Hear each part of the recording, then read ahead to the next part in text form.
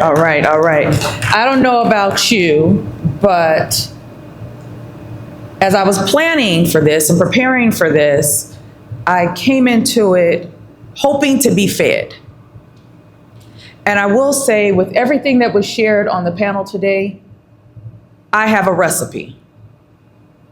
And that recipe starts with establishing my vision. My next ingredient is building that process of continuous improvement.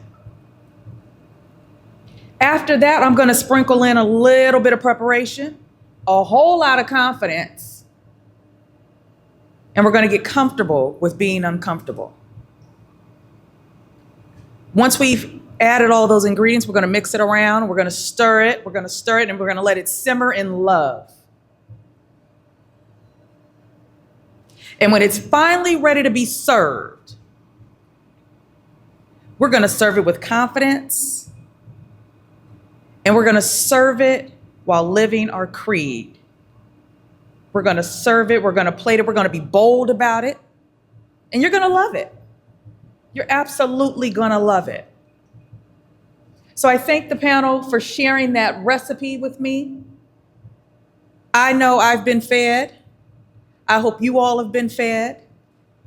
And as we close with 1 minute, if we could give our trilogy a wonderful round of applause.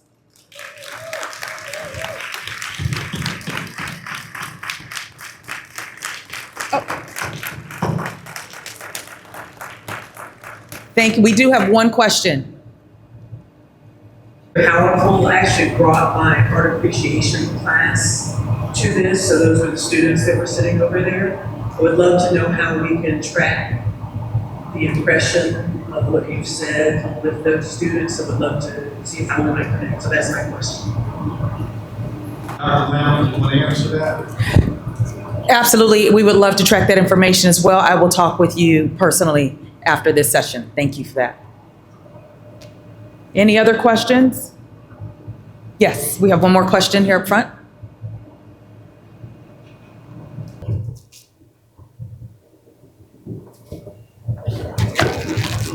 I don't have a question, but I want you three to know I've never heard you talk the way that you all have shared today, and I appreciate it. Thank you.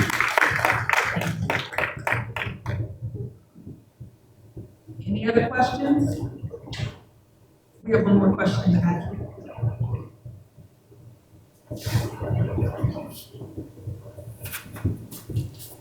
Thank you. I have two questions, and I'll keep it brief. But one is, you all mentioned about positioning yourself to reach the world globally, and for a lot of us, that's a new idea and thought. And if you could give us some notes or mindsets on that. And the second is, someone said something interesting about transcending race. And I wanted to hear more about the moment you felt like you transcended that, but you still own like your lineage. Does that make sense? Transition. The globalization.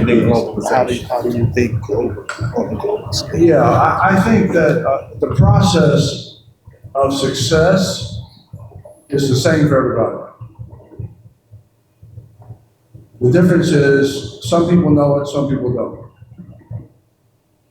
The process of business is the same for everybody. Rudy mentioned about the process. And it doesn't make any difference who it is as long as you understand the process. What is the process?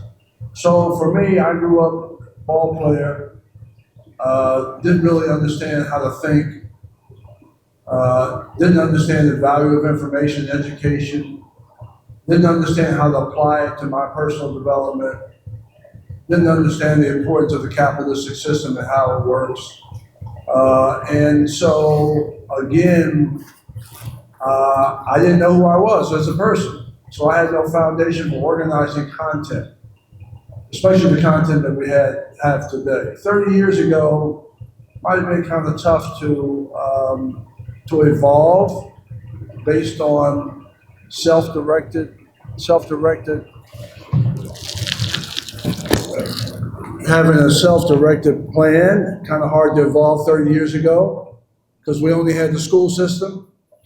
Now, wow, we have one of those most powerful tools in the world right here. We'll answer any question, we can do any research with it. We can reach people all around the world. So to be able to take this and make it relevant to your personal, professional development, it has its own distribution network. You can digitize it. You can create economic development around it. It's one of the greatest opportunities we can have. So what's missing? The missing piece is, for a lot of us, and used to be for me, is that you don't believe in yourself. You don't think you're good enough. You're not reading enough. We're still hung up on labels, being defined by socially constructed messages designed to marginalize our existence. So the ability to break through that, realize that, oh my goodness, I live in the global marketplace. The process of success is the same for everybody. Everybody is equal because everybody has 24 hours. The question is, what do you do with your time? How organized are you? Are you focused on your empowerment every single day? Are you working on yourself? And so understanding that allows you to enjoy as much as you possibly can based on the opportunities that we have today in the 21st century. To me, that's 21st century thinking and development. I'm gonna answer the second question in terms of, like, when did you say to yourself, I think, and I'm paraphrasing, you said like color doesn't matter when it comes to excellence or doing something, right, transforming that color. So, I was approximately, numbers may not be off, a couple of years off. I was about 28 years old when I was appointed to build the San Diego Convention Center. And it was a $216 million project, 1.1 million square feet. And we doubled the size of the original convention center. We started in 1998 timeframe, broke ground, and we finished and cut ribbon in 2000. So what was that, 25 years ago? Once we cut the ribbon on that puppy, it started to generate revenue immediately. Everyone loves San Diego. You ever been to San Diego? Have you ever been to how many of you all been to the San Diego Convention Center? Okay. Well, there were about 20 African Americans that built that place, including me. And that's when I knew color didn't matter. Because the city was thankful that we completed the expansion so we can generate revenue from the hotel motel industry.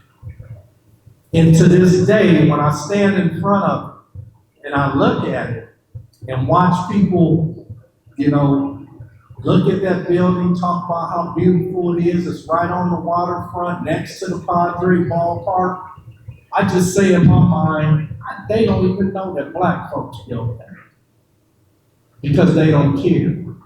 That's when I knew there was something different. So that was my moment professionally.